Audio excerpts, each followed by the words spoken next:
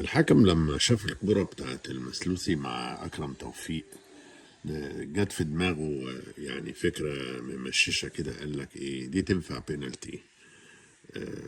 قعد يفكر كده، هنا بقى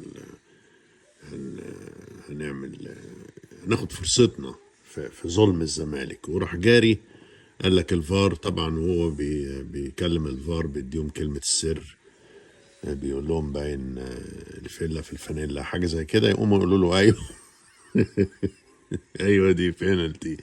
يجري يا عيني بهدلنا، انما ربنا موجود.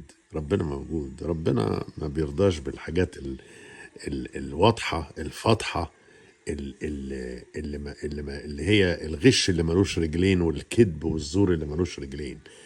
راح الولا ناصر، الاسم العزيز على المصريين، جاب احلى جون في الدنيا، الحكم بل من الصفاره ما طلعتش،